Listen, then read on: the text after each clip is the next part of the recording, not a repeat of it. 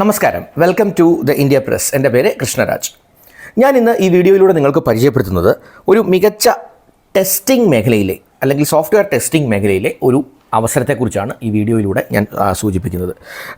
പ്രധാനമായി പറഞ്ഞാൽ തിരുവനന്തപുരത്തെ ടെക്നോപാർക്ക് ക്യാമ്പസിൽ ഉള്ള ഒരു പ്രമുഖ കമ്പനി, അവർക്കാണ് ഈ ഒരു ഓപ്പർച്യൂണിറ്റി ഉള്ളത്. അപ്പോൾ ഈ നമ്മളുടെ പ്രത്യേകിച്ച് ഈ ടെസ്റ്റിംഗ് മേഖലയെക്കുറിച്ച് പറയുമ്പോൾ കമ്പ്യൂട്ടർ സയൻസ് മേഖലയിൽ നല്ല കേപ്പബിലിറ്റി ഉള്ളവർ പലരും പ്രോഗ്രാമിംഗ് അല്ലെ കോർ കോഡിംഗ് മേഖലയിലേക്ക് പോകാറുണ്ട്. ടെസ്റ്റിംഗ് പൊതുവേ പലർക്കും താല്പര്യമുള്ള മേഖലയല്ലെന്ന് പൊതുവേ പറയാറുണ്ട്. എന്നാൽ ഒരു വിഭാഗം ആൾക്കാർക്ക് ഇത് ഒരു സ്കിൽഡ് മേഖലയാണ്. ഇതൊരു പ്രത്യേക തരത്തിലുള്ള കഴിവുണ്ടെങ്കിൽ മാത്രം അവിടെ സക്സസ്ഫുൾ ആകാൻ പറ്റുന്ന മേഖലയാണ്. പ്രത്യേകിച്ച് ഒരു അനലിറ്റിക്കൽ സ്കില്ല് വേണം, ഒരു ലോജിക്കൽ സീക്വൻസിങ് സ്കില്ല് വേണം. അതുപോലെ തന്നെ നമുക്ക് കാര്യങ്ങളെക്കുറിച്ച് ഒരു പ്രശ്നങ്ങളെ കണ്ടെത്തി ഐഡൻറ്റിഫൈ ചെയ്ത് അതിനെ റിസോൾവ് ചെയ്യാനുള്ള സ്ട്രാറ്റജീസ് ഒക്കെ ഒന്ന് അഡോപ്റ്റ് ചെയ്യാനുള്ള കഴിവുകളുള്ളവർക്കാണ് ഈ ടെസ്റ്റിംഗ് മേഖല എപ്പോഴും അനുയോജ്യമാണ്. അതൊരു ലേമാൻ പോയിന്റ് ഓഫ് വ്യൂവിൽ, അതായത് ഒരു പ്രോഗ്രാമർ എന്നുള്ള ആ ഒരു മൈൻഡ് സെറ്റിൽ നിന്ന് മാറി ഒരു ലേമാൻ പോയിന്റ് ഓഫ് വ്യൂവിലും കൂടെ കാര്യങ്ങളെ നോക്കിക്കാണാൻ പറ്റുന്ന ഒരാൾക്ക് മാത്രമേ നല്ലൊരു ടെസ്റ്റർ ആകാൻ പറ്റൂ എന്ന് പലപ്പോഴും പറയാറുണ്ട്. ഏതായാലും ഒരു test lead ഓപ്പർച്യൂണിറ്റിയാണ്.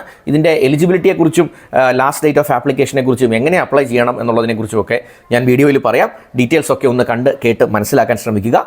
Once again welcome back to this channel.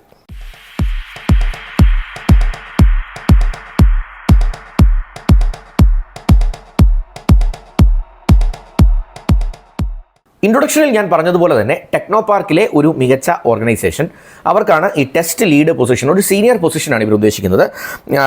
അതായത് കമേഡ ഇൻഫോലോജിക്സ് എന്ന് പറയുന്ന ഒരു കമ്പനി, അവർക്കാണ് ഈ ടെസ്റ്റ് ലീഡ്സിനെ ആവശ്യമുള്ളത്. അപ്പോൾ ഇവരിതിൻ്റെ എലിജിബിലിറ്റി ക്രൈറ്റീരിയ പറഞ്ഞേക്കുന്നത് കമ്പ്യൂട്ടർ സയൻസ് അല്ലെങ്കിൽ IT ഇൻഫർമേഷൻ ടെക്നോളജിയിൽ ഒരു ഗ്രാജുവേഷനുള്ള അല്ലെങ്കിൽ ഡിഗ്രി ഉള്ള ആളായിരിക്കണം, അല്ലെങ്കിൽ ഒരു ഇക്വലൻസി ഉള്ള ആളായിരിക്കണം. അപ്പോൾ computer science or IT or computer application മേഖലകളിലുള്ള ഒരു ഗ്രാജുവേറ്റ് അല്ലെങ്കിൽ ഒരു ഡിഗ്രി ഉള്ള ഒരാളായിരിക്കണം.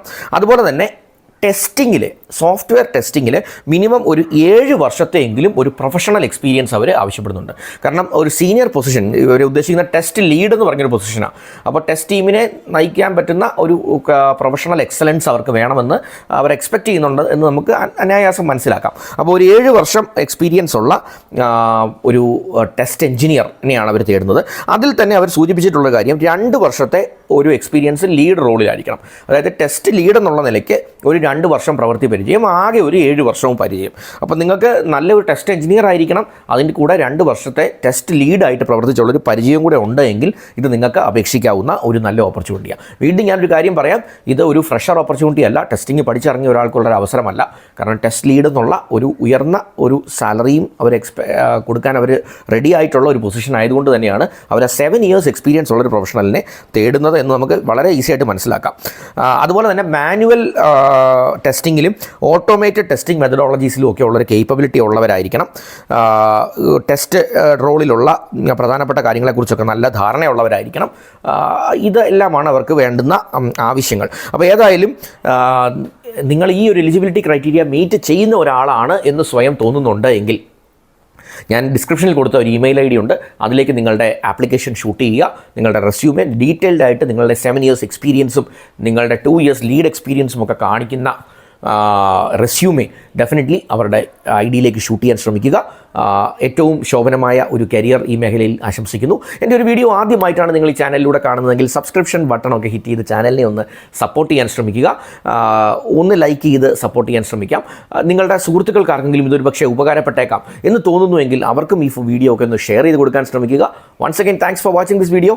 Wish you all the best.